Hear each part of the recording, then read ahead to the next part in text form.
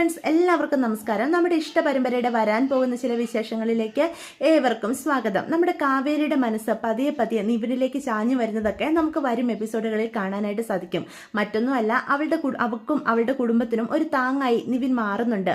ആദ്യം നമ്മുടെ കാവേരിക്ക് ഒരു ജോലി നൽകി നിവിനെ സഹായിക്കുക. രാജേശ്വരിക്ക് കാവേരിയെ ഒട്ടും ഇഷ്ടമല്ലെങ്കിൽ പോലും നിവിൻ പറയുന്ന വാക്കിന് പുറത്ത് കാവേരിക്ക് അവിടെ റിസപ്ഷനിസ്റ്റ് ആയിട്ട് ജോലി നൽകുകയാണ് രാജേശ്വരി. അതുകൊണ്ട് തന്നെ നിവിനോട് നമ്മുടെ കാവേരി നന്ദി ഒക്കെ പറയുന്നുണ്ട്. അതുകൂടാതെ തന്നെ റിസോർട്ടിൽ ജോലി ചെയ്യാൻ വേണ്ട എല്ലാ സഹായങ്ങളും അവർക്ക് ചെയ്തു കൊടുക്കുന്നതും നമ്മുടെ നിവിനാണ് കേട്ടോ. അപ്പൊ റിസോർട്ടിൽ നിന്ന് കിട്ടുന്ന ശമ്പളം കൊണ്ട് മാത്രം അവരുടെ കുടുംബം മുന്നോട്ട് പോകുകയല്ല എന്ന് മനസ്സിലാക്കുന്ന കാവേരി ഒരു ഹോം സ്റ്റേ കൂടി തുടങ്ങാനായിട്ട് തീരുമാനിക്കുകയാണ്. അവരുടെ വീട് വലിയ വീടായതുകൊണ്ട് തന്നെ നല്ല സൗകര്യങ്ങളൊക്കെ ഉണ്ട്. അപ്പം ഒരു ഹോം സ്റ്റേ ആരംഭിക്കാനുള്ള എല്ലാവിധ സൗകര്യവും ഉണ്ടല്ലോ. അതുകൊണ്ട് വീട്ടിലുള്ള എല്ലാവരോടും ഇതിനെപ്പറ്റി ആലോചിക്കാം. ഇപ്പൊ ഗംഗയും യമുനയും നിളയൊക്കെ അതിന് കാവേരിയോട് യോജിക്കുകയാണ് കേട്ടോ. രാധമ്മയെ യോജിക്കുന്നുണ്ട്. പക്ഷേ ശാരദയ്ക്ക് മാത്രമാണ് ചെറിയൊരു എതിർപ്പ്. ഹോം സ്റ്റേ എന്നൊക്കെ പറയുമ്പം പല നാട്ടിലുള്ള ആൾക്കാർ വന്ന് നമ്മുടെ വീട്ടിൽ താമസിക്കും. ഇപ്പം ഇത്രയും പെൺകുട്ടികളുള്ള വീട്ടിൽ അതത്ര സേഫ് ആയിരിക്കുമോ എന്ന് ശാരദയ്ക്ക് നല്ല പേടിയുണ്ട്. എങ്കിൽ പോലും കാവേരിയും ഗംഗയും ഒക്കെ നിർബന്ധിച്ച് ശാരദയെ കൊണ്ട് സമ്മതിപ്പിക്കുകയാണ്. സ്വന്തമായിട്ട് എന്തെങ്കിലുമൊക്കെ ചെയ്തില്ലെങ്കിൽ അവരുടെ കുടുംബം മുന്നോട്ട് പോകില്ല എന്ന സത്യം അറിയാവുന്ന ശാരദയും പിന്നെ അതിനോട് യോജിക്കുകയാണ് കേട്ടോ. ഹോം സ്റ്റേ ആകുമ്പോൾ വീട്ടിലുള്ള എല്ലാവർക്കും കാവേരിയെ സഹായിക്കാനായിട്ട് സാധിക്കും. അപ്പം എങ്ങനെയാണ് ഒരു ഹോം സ്റ്റേ ആരംഭിക്കേണ്ടത്, അതിന് വേണ്ട നടപടിക്രമങ്ങൾ എങ്ങനെയാണ്, എന്താണ് എന്നെല്ലാം നമ്മുടെ നിവിനാണ് കാവേരിക്ക് വേണ്ട സഹായങ്ങളെല്ലാം ചെയ്തു കൊടുക്കുന്നത്. അപ്പം കാവേരിക്ക് ഒരുപാട് സന്തോഷം തോന്നുക. അതുമാത്രമല്ല നിവിനോട് സ്നേഹവും കടപ്പാടും ഒക്കെ തോന്നുകയാണ് കേട്ടോ.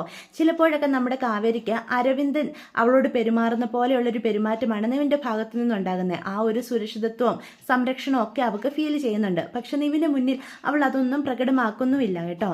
എന്നാൽ കാവേരി ഹോം സ്റ്റേ തുടങ്ങി എന്ന് മനസ്സിലാക്കുന്ന രാജേശ്വരിക്ക് അതൊരിക്കലും ഉൾക്കൊള്ളാൻ സാധിക്കുന്നില്ല. കാരണം കാവേരി അവർക്ക് വരുന്ന ഗസ്റ്റുകളെ കൂടി തൻ്റെ സ്വന്തം ഹോം സ്റ്റേയിലേക്ക് മാറ്റുന്നുണ്ടോ എന്നുള്ള സംശയമൊക്കെ രാജേശ്വരിക്ക് ഉണ്ടാവുകയാണ്. അതുകൊണ്ട് തന്നെ ചതിച്ചുകൊണ്ട് ഇനിയും കാവേരിയെ തൻ്റെ റിസോർട്ടിൽ ജോലി ചെയ്യാൻ അനുവദിക്കില്ല എന്നും പറഞ്ഞ് അവളെ അവിടുന്ന് അടിച്ചിറക്കുകയാണ് കേട്ടോ.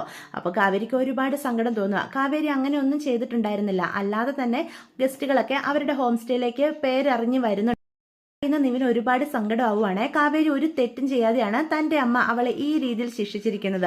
അതുകൊണ്ട് തന്നെ കാവേരിയുടെ അടുത്ത് ചെന്ന് അമ്മയ്ക്ക് വേണ്ടി മാപ്പൊക്കെ പറയുന്നുണ്ട്. അപ്പം കാവേരി പറയും, നിവിന് ഒരു മാപ്പും പറയേണ്ട കാര്യമില്ല.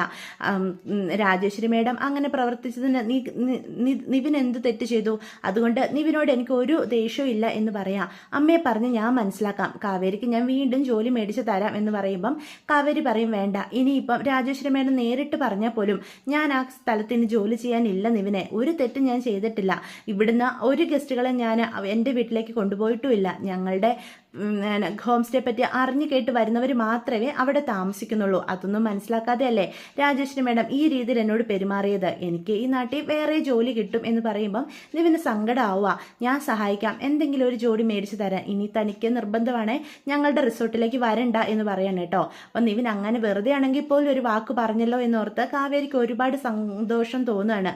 കാരണം തൻ്റെ അച്ഛൻ്റെ മരണത്തിന് ശേഷം തന്നെ എല്ലാ കാര്യങ്ങളിലും ഈ രീതിയിൽ സപ്പോർട്ട് ചെയ്ത് തന്നെ സമാധാനിപ്പിക്കുന്ന ഒരു വ്യക്തി വേറെ ആരുമില്ല എന്നൊരു തിരിച്ചറിവ് കാവേരിക്ക് ഉണ്ട് കേട്ടോ. വിനീത് എല്ലാത്തിനും കൂടെ നിൽക്കുന്നുണ്ടെങ്കിൽ പോലും കാവേരിക്ക് വേണ്ട ഒരു തണല് ലഭിക്കുന്നത് നിവിനിൽ നിന്നാണ്. അപ്പൊ പതിയെ പതിയെ നിവിനിലേക്ക് കാവേരിയുടെ മനസ്സിങ്ങനെ ചാഞ്ഞു വരുന്നുണ്ട്. പക്ഷെ തൻ്റെ ഉള്ളിൽ തോന്നിയ സ്നേഹമൊന്നും നിവിനോട് തുറന്നു പറയുന്നില്ല. പക്ഷെ കാവേരിക്ക് നിവിൻ്റെ പല പ്രവൃത്തികളിൽ നിന്നും തന്നോട് ഒരു സ്നേഹമുണ്ട് എന്ന് മനസ്സിലാക്കുകയാണ് കേട്ടോ. വീട്ടിലെത്തിയ കാവേരി അമ്മയോടും സഹോദരിമാരോട് ആരോടും തൻ്റെ ജോലി നഷ്ടപ്പെട്ട കാര്യം പറയുന്നില്ല കേട്ടോ. കാരണം ഇപ്പം അവരൊക്കെ ഒന്ന് ജീവിച്ച് തുടങ്ങിയിട്ടേ ഉള്ളൂ. ചെറിയ ചെറിയ പ്രതീക്ഷയോടെ മുന്നോട്ട് പോവുകയാണ്. അപ്പം തൻ്റെ ജോലി നഷ്ടപ്പെട്ടു എന്നുള്ള കാര്യം പറഞ്ഞ് അവരെ കൂടുതൽ വിഷമിപ്പിക്കാൻ കാവേരി ആഗ്രഹിക്കുന്നില്ല. അവള് വിഷമിച്ച് അച്ഛൻ്റെ റൂമിൽ ഇങ്ങനെ ഇരിക്കുകയാണ് കേട്ടോ. അപ്പം അച്ഛൻ്റെ റൂമിൽ ഇങ്ങനെ ഇരുന്ന് അച്ഛൻ്റെ ഓരോ സാധനങ്ങളിൽ തൊട്ടും തലോടി ഇരിക്കുമ്പോഴാണ് ആരും അത്ര ശ്രദ്ധിക്കാത്തടത്ത് തൻ്റെ അച്ഛൻ്റെ ഡയറി ഇരിക്കുന്ന കാര്യം അവളുടെ ശ്രദ്ധയിൽപ്പെടുന്നത്. അച്ഛൻ്റെ ഡയറി എടുത്ത് വായിക്കുന്നത് തെറ്റാണെങ്കിൽ പോലും എന്തെങ്കിലും കാര്യം അച്ഛൻ്റെ അക്കൗണ്ടിനെ പറ്റിയോ അതുപോലെ ആ സ്ഥലം മേടിച്ചതിനെ പറ്റിയോ കാണുമെന്ന് കരുതി നമ്മുടെ കാവേരി അതെടുത്ത് വായിക്കാനായിട്ട് തന്നെ തീരുമാനിക്കുകയാണ്. അപ്പോൾ ആ ഡയറി എടുത്ത് വായിക്കുന്ന കാവേരി ഞെട്ടിത്തെറിച്ച് നിൽക്കുക. മറ്റൊന്നുമല്ല, ജയപാലൻ അഡ്വാൻസ് കൊടുത്തിട്ടില്ല, വാങ്ങിയിരുന്നില്ല എന്ന് പറഞ്ഞ ആ തോട്ടം അത് നമ്മുടെ അരവിന്ദൻ വാങ്ങിച്ചിരുന്നുവെന്നും വാങ്ങിക്കാൻ വലിയൊരു തുക അഡ്വാൻസ് ആയിട്ട് നൽകിയിരുന്നു എന്നുള്ള സത്യം നമ്മുടെ കാവേരി മനസ്സിലാക്കുകയാണ് കേട്ടോ. അപ്പോൾ കാവേരിക്ക് ജയപാലൻ്റെ സ്വഭാവം മനസ്സിലാക്കുക. തന്നെ തൻ്റെ കുടുംബത്തെയും ജയബാലനാണ് ഈ രീതിയിൽ ചതിച്ചിരിക്കുന്നത് എന്നുള്ള കാര്യം കാവേരിക്ക് ബോധ്യപ്പെടുകയാണ്. അപ്പോൾ എന്തിനാണ് ജയബാലൻ അങ്കിൾ ഇങ്ങനൊരു ചതി തൻ്റെ കുടുംബത്തോട് ചെയ്തതെന്നോർത്ത് കാവേരിക്ക് ആകെ സങ്കടം വരികയാണേ. അപ്പോൾ കാവേരി ആണെങ്കിൽ ജയബാലൻ്റെ അടുത്ത് പോയി ഈ കാര്യത്തെപ്പറ്റി അന്വേഷിക്കാൻ തന്നെ തീരുമാനിക്കുകയാണ് കേട്ടോ. ജയബാലൻ സത്യം ഒന്നും പറയില്ലെങ്കിൽ പോലും ഇനിയും അയാളുടെ കള്ളത്തരം ഇങ്ങനെ വെച്ചു പുലർത്തണ്ട എന്ന് കാവേരി തീരുമാനിക്കുക. അപ്പോൾ വീട്ടിൽ ആരോടും പറയാതെ ജയബാലനെ കാണാനായിട്ട് പോകാൻ തീരുമാനിക്കുകയാണ് കേട്ടോ. അപ്പോൾ അവിടെ ആദ്യം ചെല്ലുമ്പം കാവേരിയുടെ മുന്നിൽ ഭയങ്കര സ്നേഹത്തോടെ അയാൾ അഭിനയിച്ചൊക്കെ നിൽക്കും. പക്ഷെ കാവേരിക്ക് അയാളുടെ മട്ടും ഭാവമൊക്കെ കാണുമ്പം വെറും പുച്ഛമാണ് തോന്നുന്നത്. കാരണം അയാളുടെ യഥാർത്ഥ സ്വഭാവം നമ്മുടെ കാവേരി മനസ്സിലാക്കിയിട്ടുണ്ടല്ലോ. അപ്പം അച്ഛൻ്റെ ഡയറിയെ പറ്റിയും ഇങ്ങനെ ഒരു സ്ഥലം മേടിച്ചതിനെ പറ്റി അച്ഛൻ വ്യക്തമായിട്ട് അതിൽ എഴുതിയിരുന്നെന്നും അഡ്വാൻസ് വലിയൊരു തുക നൽകിയിരുന്നെന്നും എല്ലാം അതിൽ എഴുതിയിട്ടുള്ള കാര്യവും ജയബാലന്റെ കയ്യിൽ അതിനുള്ള രേഖകളുണ്ട് എന്നുള്ള കാര്യവും ഒക്കെ ആ ഡയറിയിൽ ഉണ്ടായിരുന്നു എന്നും ജയബാലനോട് നമ്മുടെ കാവേരി ചോദിക്കുകയാണ്. അപ്പം എല്ലാ കാര്യങ്ങളും സത്യങ്ങളും മനസ്സിലാക്കിയിട്ടാണ് തൻ്റെ മുന്നിൽ കാവേരി വന്ന് നിൽക്കുന്നതെന്ന് മനസ്സിലാക്കിയ ജയബാലൻ തൻ്റെ യഥാർത്ഥ സ്വഭാവം കാവേരിക്ക് മുന്നിൽ പ്രകടിപ്പിക്കുക. ഇനിയിപ്പം കാര്യങ്ങളൊക്കെ മനസ്സിലാക്കിയ സ്ഥിതിക്ക് നിന്റെയൊക്കെ മുന്നിൽ അഭിനയിച്ച് പിടിച്ചു നിൽക്കേണ്ട കാര്യം എന്തായാലും എനിക്കില്ലല്ലോ. അതുകൊണ്ട് നിനക്ക് ചെയ്യാനുള്ളതൊക്കെ നീ ചെയ്തോ. നിന്റെ അച്ഛൻ മേടിച്ചു എന്ന് പറയുന്ന ആ സ്ഥലം നീ എൻ്റെ കയ്യിൽ നിന്ന് തിരിച്ച് മേടിച്ചെങ്കിൽ അത് ഒന്ന് കാണണമല്ലോ എന്നൊക്കെ പറഞ്ഞ് അവളെ ഭീഷണിപ്പെടുത്താണ് കേട്ടോ. അപ്പോൾ കാവേരി പറയും, ഇത്രയും നാളും ഞങ്ങളുടെ അച്ഛനെ ചതിച്ച ചതിയൻ്റെ മുഖം നിങ്ങൾക്ക് ഞാൻ നൽകിയിരുന്നില്ലായിരുന്നു. പക്ഷേ ഇപ്പം എൻ്റെ അച്ഛനെ പിന്നിൽ നിന്ന് കുത്തിയ ആ ദുഷ്ടൻ നിങ്ങളാണെന്ന് എനിക്ക് വ്യക്തമായിട്ട് ഞങ്ങളുടെ അച്ഛൻ ശരിക്കും മരിച്ചതല്ല, അതൊരു കൊലപാതകമാണ്. നിങ്ങൾ കൊടുത്ത ചതിയിൽ വെന്ത് നീറിയ എൻ്റെ അച്ഛൻ അറ്റാക്ക് വന്നത്. അതൊരിക്കലും ഞാൻ നിങ്ങളോട് ക്ഷമിക്കാൻ പോകുന്നില്ല. എൻ്റെ അച്ഛനെ ചതിച്ച് നേടിയതെല്ലാം തിരിച്ചു പിടിക്കാനേ ഈ കാവേരിക്ക് അറിയാം എന്ന് പറഞ്ഞ് ജയബാലനെ വെല്ലുവിളിച്ചിട്ടാണ് കേട്ടോ അവിടുന്ന് ഇറങ്ങിപ്പോകുന്നത്. അപ്പോൾ കാവേരിയോടും കുടുംബത്തോടും ജയബാലന് പകയാളുകയാണ്. താൻ കഷ്ടപ്പെട്ട് അരവിന്ദനെ പറ്റിച്ചുണ്ടാക്കിയ ഒരു സ്വത്തുക്കളും കൈവിട്ടു പോകാൻ ജയബാലൻ ആഗ്രഹിക്കുന്നില്ല. അതിനുവേണ്ടി എന്ത് നെറുകെട്ട കളിയും കളിക്കാൻ തീരുമാനിക്കുകയാണ് ജയബാലൻ. അപ്പം ജയബാലൻ രാജേശ്വരിയുടെ അടുത്തേക്ക് ചെല്ലുക.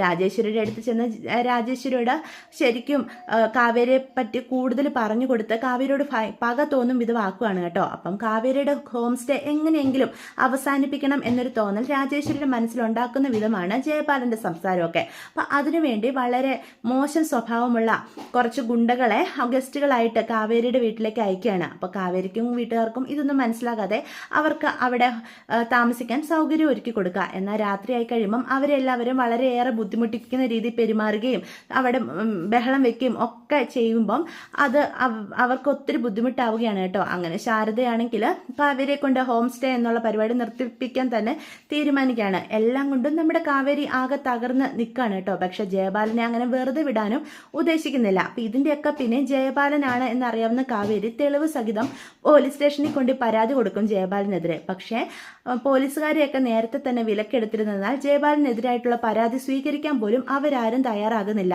അപ്പോൾ എന്ത് ചെയ്യണമെന്നറിയാതെ ആകെ സങ്കടപ്പെട്ടിരിക്കുന്ന കാവേരിയുടെ അടുത്തേക്ക് നിവിൻ ചെല്ലുകയാണ്. അപ്പോൾ കുറേ സമയമായിട്ടും കാവേരി ഒരിടത്തും കാണാത്തതുകൊണ്ട് അന്വേഷിച്ച് നടക്കുന്ന നിവിൻ ഒരു ഒറ്റപ്പെട്ട സ്ഥലത്ത് നമ്മുടെ കാവേരി സങ്കടപ്പെട്ടിരിക്കുന്നത് കാണുവാണ് കേട്ടോ.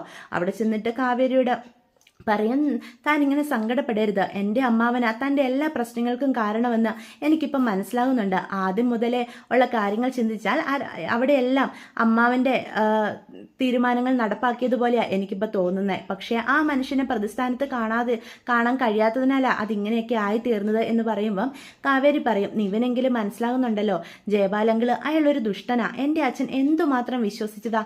ഞങ്ങളെക്കാളും അമ്മയെക്കാളും ഒക്കെ സ്നേഹവും ജയപാലങ്കിളിനോടായിരുന്നു, വിശ്വാസവും ജയപാലങ്കിളിനോടായിരുന്നു. അതുകൊണ്ടല്ലേ അച്ഛൻ്റെ എല്ലാ കാര്യങ്ങളും സാമ്പത്തിക ഇടപാടുകളും എല്ലാം കണ്ണുപൂട്ടി അച്ഛൻ ജയപാലങ്കിളിനെ ഏൽപ്പിച്ചത്. എന്നിട്ട് അയാൾ ചെയ്തത് എന്ത് നെറുകെട്ട പരിപാടിയാ. എൻ്റെ അച്ഛനെ ഈ രീതിയിൽ ചതിക്കാൻ അയാൾക്ക് എങ്ങനെ തോന്നി? ഇത്രയും വലിയ ദുഷ്ടതരം മനസ്സിൽ കരുതി കൂട്ടി വെച്ചിരുന്നാണ് അയാൾ അച്ഛൻ്റെ മുന്നിലും ഞങ്ങളുടെ എല്ലാവരുടെ മുന്നിൽ അഭിനയിച്ച് നിൽക്കുന്നതെന്ന് ഓർക്കുമ്പോഴാണ് ഈ നാട്ടിലുള്ള പോലീസും കോടതിയും ഒക്കെ അയാൾ വിലയ്ക്ക് വാങ്ങി വെച്ചിരിക്കുക. അതുകൊണ്ട് തന്നെ അയാൾക്കെതിരെ ഒരു ചെറുവിരൽ ചലിപ്പിക്കാൻ പോലും എനിക്ക് സാധിക്കുന്നില്ലല്ലോ എന്നോർത്ത് നമ്മുടെ കാവേരി കരയാണ് കേട്ടോ. അപ്പോൾ കാവേരിനെ നിവിനാണ് ആശ്വസിപ്പിക്കുന്നത്. ആ പ്ലോട്ട് നിങ്ങൾക്ക് തന്നെ കിട്ടാവുന്ന എന്ത് കാര്യത്തിനും എന്ത് സഹായവും ഞാൻ ചെയ്തു തരാം. ആകെ തകർന്നിരിക്കുന്ന കാവേരിക്ക് നിവിന് കൊടുക്കുന്ന ആശ്വാസ വാക്കുകളൊക്കെ ഒരുപാട് സന്തോഷം നൽകുന്നതാണ് കേട്ടോ. ചെറിയൊരു പ്രതീക്ഷ ഉണ്ടാകുന്നുമുണ്ട്. ഇവിടെ പോലീസ് സ്റ്റേഷൻ ഈ ഒരിടത്ത് മാത്രമല്ലല്ലോ, വേറെ സ്ഥലത്തുണ്ടല്ലോ, നമുക്ക് പരാതിപ്പെടാം. തനിക്ക് വേണ്ട എന്ത് സഹായവും ഞാൻ ചെയ്തു തരാം. ഇനി തൻ്റെ അച്ഛനെ സംബന്ധിക്കുന്ന എന്തെങ്കിലും പേപ്പറുകൾ ജയപാലങ്ങളുടെ കയ്യിലുണ്ടെങ്കിൽ അങ്ങരുടെ കയ്യിൽ നിന്ന് അത് ഞാൻ എങ്ങനെയും മേടിച്ചു തരുന്ന കാര്യവും ഏറ്റു എന്ന് നിവിൻ വാക്ക് കൊടുക്കുകയാണ് കേട്ടോ. അപ്പം കാവേരിയോട് നിവിൻ കാണിക്കുന്ന ഈ സ്നേഹമൊക്കെ കാണുമ്പം കാവേരിയുടെ മനസ്സിന് ഒരുപാട് സന്തോഷം തോന്നുവാണ്. തൻ്റെ വിഷമങ്ങളൊക്കെ ഇറക്കി വെക്കാൻ ഒരു തണല്, അതാണ് നമ്മുടെ കാവേരിക്ക് നിവിന്. അപ്പം നിവിനും ആ രീതിയിലുള്ള ഒരു കംഫർട്ട് ഉണ്ടാക്കിയെടുക്കാനായിട്ട് സാധിക്കുന്നുണ്ട് കാവേരിയുടെ അടുത്ത്. അച്ഛനെ നഷ്ടപ്പെട്ട് തൻ്റെ സങ്കടങ്ങൾ പറയാൻ ആരുമില്ലാതിരുന്ന കാവേരിയുടെ മുന്നിൽ കിട്ടുന്ന ഒരു വെളിച്ചമാണ് ശരിക്കും പറഞ്ഞാൽ നിവിന് കേട്ടോ. അപ്പം നിവിനാണെങ്കിൽ കാവേരിയോട് തൻ്റെ പ്രണയം പറയണമെന്ന് തന്നെ തീരുമാനിക്കുകയാണ്. അപ്പോൾ കാവേരിയോട് വളഞ്ഞ് ചോദിക്കുകയാണ്, കാവേരിക്ക് ആരുടെയും പ്രണയമുണ്ടോ എന്നൊക്കെ ഇങ്ങനെ ചോദിക്കാം. അപ്പോൾ കാവേരിക്ക് നിവിൻ്റെ മനസ്സറിയാം, അതുകൊണ്ട് തന്നെ പറയും, എനിക്കൊരു പ്രണയമുണ്ട്, ഒരു ദിവസം ഞാൻ നിവിനെ പരിചയപ്പെടുത്തി തരാം എന്നൊക്കെ ഇങ്ങനെ പറയാണ് കേട്ടോ. അപ്പോൾ അതൊക്കെ കേൾക്കുമ്പോഴത്തേക്കും നിവിന് ഭയങ്കര സങ്കടം വരികയാണ്.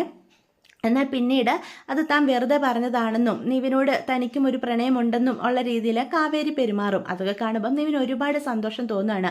അങ്ങനെ ജയബാലനെതിരെ, രാജേശ്വരിക്കെതിരെ കാവേരിക്കൊപ്പം നിവിനും നിൽക്കുകയാണ് കേട്ടോ. പക്ഷെ ഒരു പരിധിക്കപ്പുറം രാജേശ്വരിയും ജയബാലനെയും എതിർക്കാൻ നിവിന് സാധിക്കുന്നില്ല. എങ്കിലും കാവേരിക്ക് ഒരു തണലായിട്ട് നിൽക്കാനായിട്ട് നിവിന് സാധിക്കുന്നുമുണ്ട്. അതൊക്കെ നമുക്ക് വരും എപ്പിസോഡുകളിൽ കാണാനായിട്ട് സാധിക്കും. എങ്ങനെയായാലും നമ്മുടെ ജയബാലനെതിരെയുള്ള കേസ് നമ്മുടെ കാവേരി തന്നെ ജയിക്കുന്നതും അരവിന്ദൻ കൊടുത്ത കാശ് തിരിച്ചു കൊടുക്കുന്നതും ഒക്കെ കാണാൻ കഴിയും കേട്ടോ. അപ്പോൾ ഇതൊക്കെയാണ് വരാൻ പോകുന്ന എപ്പിസോഡിൻ്റെ വിശേഷങ്ങൾ. വീഡിയോ ഇഷ്ടപ്പെട്ടുവെങ്കിൽ ചാനൽ സബ്സ്ക്രൈബ് ചെയ്യാൻ മറക്കരുത്, ലൈക്ക് ചെയ്യാനും മറക്കരുത്, നിങ്ങളുടെ അഭിപ്രായങ്ങൾ കമൻസ് വഴി എന്നെ അറിയിക്കാനും മറക്കരുത്. അപ്പോൾ